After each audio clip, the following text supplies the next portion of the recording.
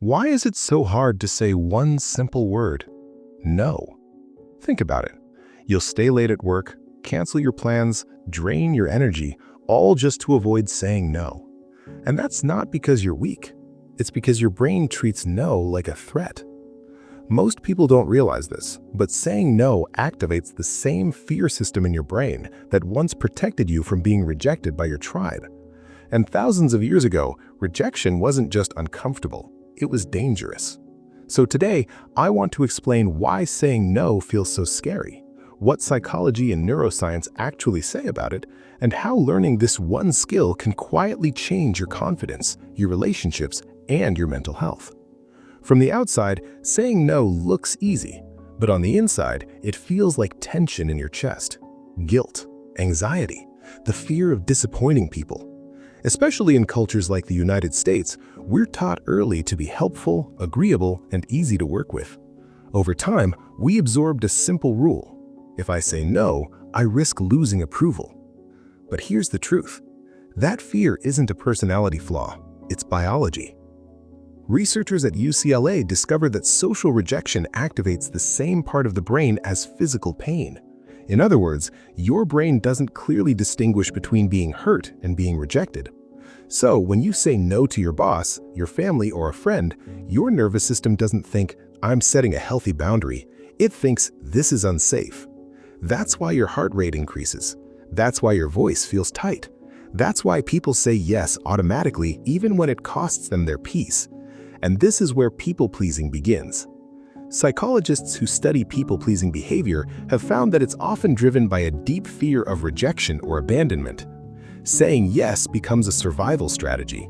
Yes becomes, "I'll be liked." Yes becomes, "I'll be accepted." Yes becomes, "I'll be safe." But there's a cost to living this way. Over time, constantly saying yes creates stress, burnout, and resentment. Studies published in the Journal of Personality and Social Psychology show that people who regularly suppress their own needs for others experience higher stress and lower life satisfaction.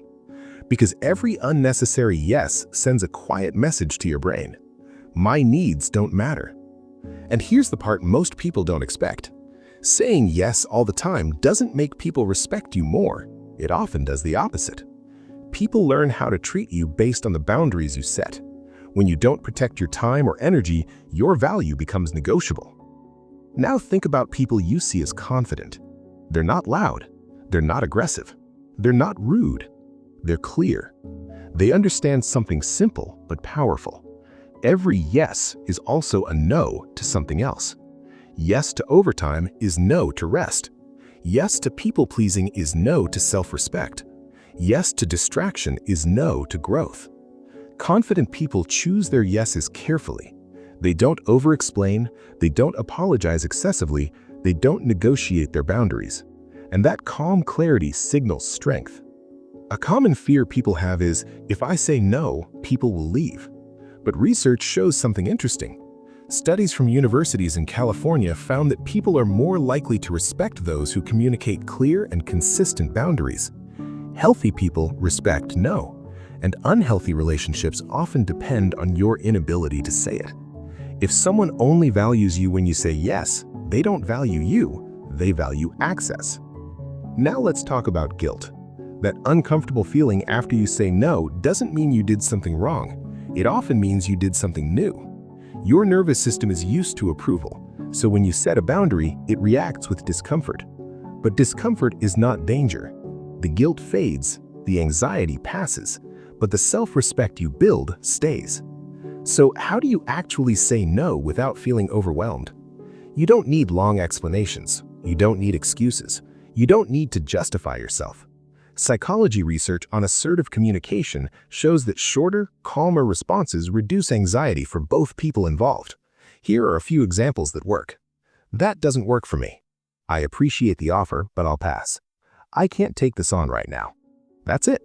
No apology, no story, no emotional labor. The first time you say no will feel uncomfortable. That's normal. Your brain is learning something new. But with repetition, something powerful happens. This is called neuroplasticity. Your brain learns, I survived. I wasn't rejected. I'm still safe. And over time, that fear loses its power. When you master the ability to say no, people start treating you differently. Not because you're harsh, but because you're clear. You gain more time, more energy, more control over your life. And most importantly, you stop abandoning yourself to keep others comfortable.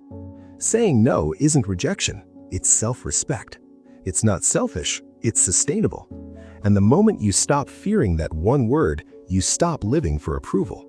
Because real confidence doesn't come from being liked by everyone. It comes from knowing you'll respect yourself either way.